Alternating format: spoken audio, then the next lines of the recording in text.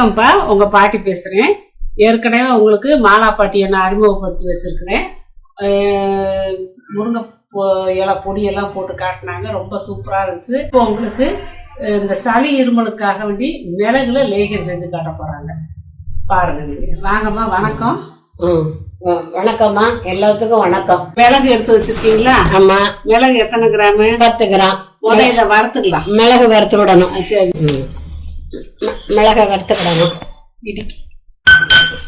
இப்போ கொஞ்சமா செஞ்சு காட்டுங்க. ஆமா, முதல்ல கொஞ்சமா செஞ்சு காமிங்க. நீங்க வேணும்னா அப்பப்ப செஞ்சுக்கலாம். ஒரு அரை கூட செஞ்சு வச்சுடலாம். ரொம்ப தேவை. இந்த மழை நேர சீசனுக்கு பனி நேரத்துல இது சாப்பிட்டா உடம்புக்கு நல்லது. சளி இருமல் அப்பப்ப காலி ஆயிடும். அதனாலதான் இது செய்யணும், நல்லது. காரம் நினைக்காம ஆனா நெய் சேருது, தேன் சேருது. இது வாசம் வர வரைக்கும் வறுக்குமா? வெடிக்கும். வாசம் இல்ல, இது வெடிக்கணும். மிளகு வெடிக்கணும். கொஞ்சம் அடுப்ப சிம்ல வச்சுக்கணும். குறைச்சு வச்சிடணும். வெடிச்சிருச்சு. வாசமும் பண்ணிடலாம். இது ஒரு தட்டுல மாதிரி இது ஆற வச்சு பிடிக்கணும். சரி, மிளகு நல்லா பொடிச்சு வச்சாச்சு. இப்ப 1.5 ஸ்பூன் நெய் ஊற்றணும். 1.5. ஆமா, காரம் தெரியாம இருக்கக்கு 1.5 ஸ்பூன் நெய்யும். உடம்பும் பிள்ளைகளுக்கு நல்ல இதா இருக்கு.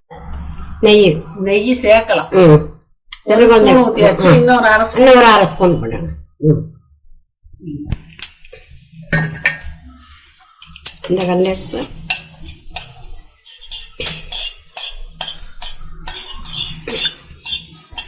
காஞ்சிச்சு. அடுப்ப சிம்ல வச்சிருங்க. சிம்ல வச்சுட்டு பொடி போடுங்க. இந்த நெய் ஆறுனா கெட்டியாயிரும். இப்போதைக்கு நெய் ஊற்றினேன். நெய் ஊற்றி இந்த பொடியை போட்டு கிளறி கிண்டிட்டு இருக்கேன். இறக்கி வச்ச பிறகு தேன் கொஞ்சம் ஊற்றி நல்லா கமகமன்னு வாசம் நல்லா வாடா இருக்கு. ஆஃப் பண்ணிடலாம். கீழே இறக்கிடுங்க. தேன் உடனே ஊற்றக்கூடாது. 5 நிமிஷம் ஆறுன பிறகு தேன் சூடா இருந்தா தேனுக்கு அந்த சத்து மாறி போயிடும். அதனால கொஞ்சம் ஆறவும் தேன் ஊற்றிக்கலாம். நீங்களே ஊற்றுங்க. 1 ஸ்பூன் கையில வச்சுக்க. இப்ப தேன் ஆறிடுச்சு. 5 நிமிஷம் ஆயிடுச்சு. 1 ஸ்பூன் தேன் ஊற்றுக்கலாம். இனிப்பா இருந்தா தானே காரம் தெரியாது. அந்த காரம் தெரியாது, அதுக்குதான் அந்த தேனை ஊற்றுறது.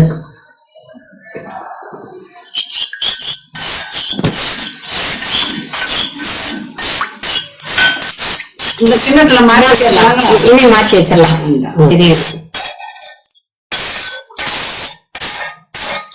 இந்த நெய் இப்ப தனியாதான் தெரியும். அப்படியே இடிக்கணும். நம்ம அப்படியே கிண்டி வச்சு அப்பப்ப இவ்வளவு எடுத்து 1 ஸ்பூன் எடுத்து சாப்பிட்டுக்கலாம். இப்ப கொஞ்சமா தான் செஞ்சிருக்குது. நீங்க வேணா ஒரு 50 மிளகாய் கூட நீங்க செஞ்சு நீங்க தேனும் நெய்யும் அதுக்கு தகுந்தாப்புல போட்டு நீங்க செஞ்சு வச்சுக்கலாம். குளிர் சீசன், பனி சீசன், மழை சீசன் ஆரம்பிச்சிருச்சு. அதனால இந்த மாதிரி லேகியம் செஞ்சு ஒரு பாட்டில வச்சுக்கோங்க. வச்சுக்கிட்டு சின்ன குழந்தையில இருந்து பெரியவங்க வரைக்கும் சும்மா ஒரு உருண்டளவு 1/4 ஸ்பூன் அளவு போட்டுட்டு நம்ம சுடு தண்ணி குடிச்சிடணும். இப்ப இந்த லேகியம் செஞ்சு வச்சிருக்கீங்க. எவ்வளவு நாளைக்கு நிறைய செய்யறாங்க, அவங்க எவ்வளவு நாளைக்கு வச்சு 1 மாசம் கூட வச்சுக்கலாம். அப்ப இந்த பனிக்காலம் பூராமே வந்துடும். 1 மாசம் வச்சுக்கலாம். மார்கழி மாசம் ஃபுல்லா ஆயிடும். ஒண்ணும் கிடையாது, நல்லதுதான்.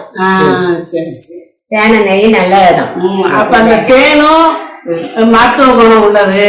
அந்த மிளகு காரத்தை அடிக்கும். அந்த நெய்யும் மிளகு காரத்தை அடிக்கிறதுக்கு சேர்த்திருக்காங்க. அதுவும் நம்ம மருத்துவத்துக்கு ரொம்ப நல்லது. ஆயுர்வேத மருத்துவத்துல எல்லாம் பூரா நெய்யிலையும் சேர்ப்பாங்க. அந்த நெய்யும் தேனும் மிளகு கலந்துருக்கு. சளி இருமல் நீங்க பயப்படவே வேணாம். சளி இருமலுக்கு அந்த பயமே தேவையில்லை. டெய்லி இவ்வளவு போட்டு சாப்பிடலாம். சளி பிடிச்சவங்களுக்கு 2 நேரம் கூட சாப்பிடலாம், 3 நேரம் கூட சாப்பிடலாம். சும்மா அவ்வளோ ஒரு 1/4 ஸ்பூன் எடுத்து போட்டு நல்லா சப்பி முன்னீரோட கலந்து முழுங்கிட்டீங்கன்னா உங்களுக்கு இந்த சளி பிரச்சனை வராது. விஷத்தை முறிக்கக்கூடியது மிளகு. 10 மிளகு இருந்தா பகைவை வீட்டுல கொண்டு போய் சாப்பிடலாம்னு சொல்லுவாங்க. அதனால எந்த வித பயமும் இல்லாம நம்ம ஆரோக்கியமா இருக்கிறதுக்கு நம்ம பாரம்பரியமான மிளகு வச்சு நீங்க பயன்படுத்தி நீங்க ஆரோக்கியத்தோட இருக்கணும். வாழ்க வளமுடன். சப்ஸ்கிரைப் பட்டனை அமுக்குங்க, பெல் பட்டனை அமுக்குங்க. வாழ்க வளமுடன். இப்படிக்கு பாட்டி.